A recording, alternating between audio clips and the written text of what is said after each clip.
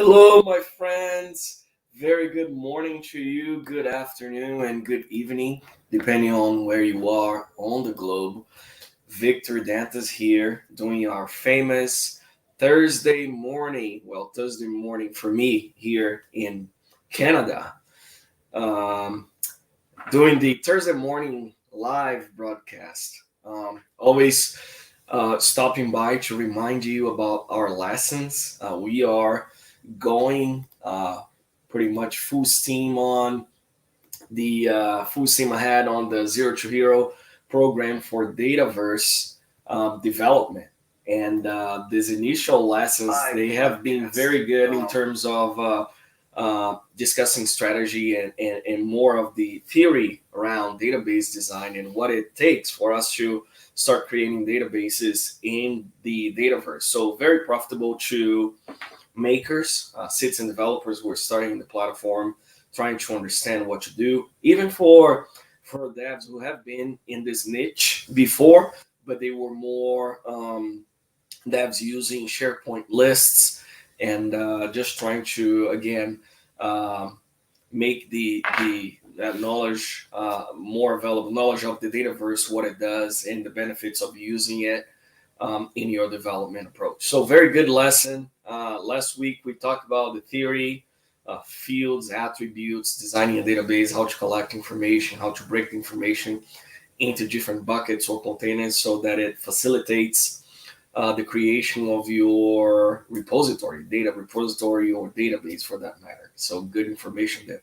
This week, we're going to be looking at data types. So, we're going to go step by step on the Dataverse, and we're going to be looking at specific data types that you have available in Dataverse. You know, why they are there, when we are supposed to use one versus the other, so on and so forth. Again, very good knowledge for makers, citizen developers, and such, even SharePoint developers who would like to explore Dataverse a little more. Okay, so we're gonna be looking at those data types.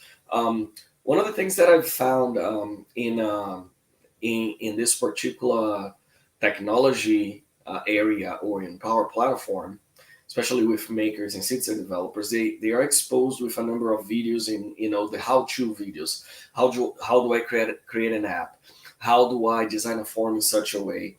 And they are able to accomplish a lot. And in turn, the company where they work for, they get really excited about the possibility of having these folks that are not theoretically IT resources creating apps and enhancing custom business enhancing the current business processes. Okay, the problem with that, what I see more often than not, is that once the app is up and running, the first wave of changes and bugs that arise usually kill the app. The life of the app is usually reduced by the inability from particular maker or citizen developer to care for ALM in general, the application lifecycle management. How do I make changes? How do I isolate the version that's currently in use and create different environments? How do I transport changes that I'm doing in another environment to this new environment? And those are the things that I'm really trying to accomplish with this particular mentorship session. The what I call the quest into the Dataverse is essentially shedding some knowledge around, besides creating the app, those are the things that you need to look for, even though you're not a hardcore developer or a system architect. Those are usual pitfalls that you should avoid. So this is the reason why today we're going to be talking about data types, when to use one versus the other. And with that particular knowledge, even as a maker, you don't have to be super technical about these things, but having that knowledge will allow you to make the decisions earlier on in the game to avoid those common pitfalls. So today, again, we'll be talking about data types. We're going to be talking about some of the table relationship types that we don't have available in the Dataverse, and how you can I wouldn't say circumvent, but how you can create customization to still deliver the value that you would get for those relationship types, even though you don't have those available in the Dataverse. If time allows, we'll also look into form design strategies, how to group things out, how to group fields together, and strategies there as well.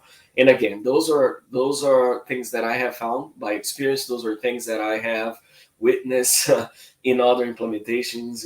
Folks struggling with those particular pitfalls, those common pitfalls, and we'll try to cover those today. So today, 12 p.m. Mountain Time. It's lesson 2 of the Zero to Hero Quest to the Dataverse mentorship session.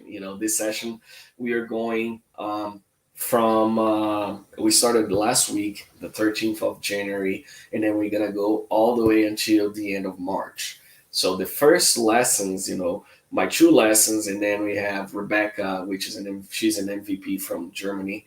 She's going to be tackling Dataverse for Teams. She's going to be talking about ALM for citizen developers next week. So the first few lessons will be directed to citizen developers, and then at the tail end of this particular mentorship session, okay, we're going to be looking at more of the pro dev scenario.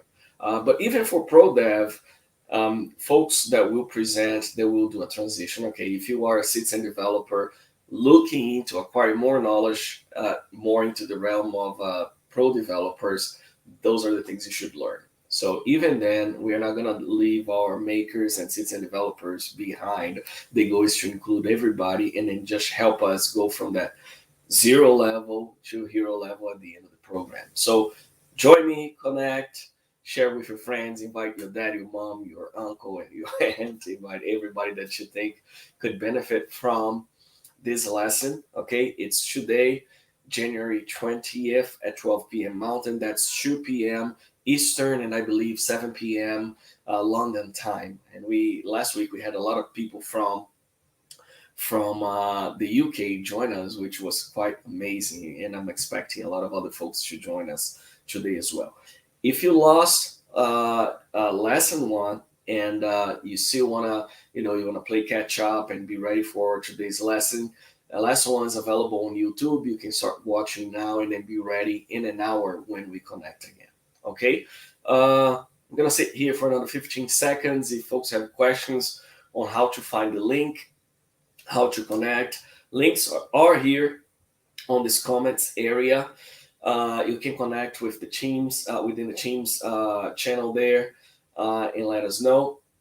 And if you want to receive notifications about these meetings, send me an email, victor@powercommunity.com. You can send me a message through LinkedIn, and I'll add you to the newsletter. It is only folks in the newsletter that will participate in prizes and potentially certification vouchers at the end of the program. And so that is all I've got for Zero to Hero.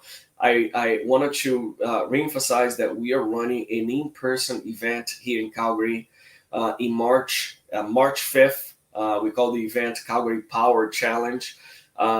If you are in the region, in British Columbia, Vancouver area, in Saskatchewan, Manitoba, or even other areas in Canada or abroad, and you want to come, I invite you to register. We have again reached that 35% registration, and we have limited seats, so we can only host 100 people. So if you want to come, I would encourage you to register quick so you don't lose your spot. Okay, the call for speakers for that event is also open.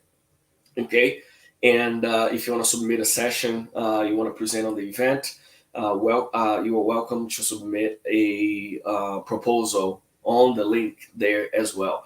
Do it quick. We're going to close this soon. I need to start selecting speakers and figuring out who's going to come from overseas. We have a good lineup, of speakers who have already submitted to the event, and we are looking forward to have some more. Okay, so the event is supposed to be twofold: training, free training available for the community, plus an element of leisure for us, speakers and attendees alike. The event is currently scheduled to take place at a ski hill here in Calgary, and they have not only the ski hill, they have hockey rinks as well. So we are planning to run the event from 9 a.m. to 3 p.m. that day, and then from 3 p.m. onwards, it's just free fun for whomever wants to, try skiing, snowboarding, maybe skate or play hockey. So the facilities will allow us to do that. Okay. Register quick. Don't miss the opportunity. If you want to speak at the event, submit your presentation proposals, and we'll be in touch with you as soon as possible. The last announcement I want to make is my friend Dennis Naglikar is kicking off a series called Becoming a Power Platform Developer. And this is for folks, I would say this is for folks who wants to transition from the citizen developer arena more into Power Platform development. And I would say it would also be beneficial for those folks who are coming more from the heavy CRM developer area and wanted to learn more about Power Platform development. Folks who are, plugin developers, custom action, custom activity developers, and custom reports, and they want to know more about Power Platform development, not only CE or CRM related, but other things like ALM and even Power Automate, how to create a custom connector, so on and so forth. So my friend Dennis is kicking off that particular series on YouTube. His YouTube channel is here on this on the comments area, and I'm gonna throw in the link to his profile on LinkedIn so that you connect directly with him. Dennis is a great guy. He's an author of the PCF book. As far as I can tell, it's the only PCF book available in the market. There may be others. I just use his whenever I have a need. But yeah, so he is a great guy. So I would encourage you to connect with him and learn more from the resources that he publishes. Okay. Well, have a great Thursday, and we'll see you in about 1 hour. Okay, for the Zero to Hero. Take care. Bye bye, and more power to you.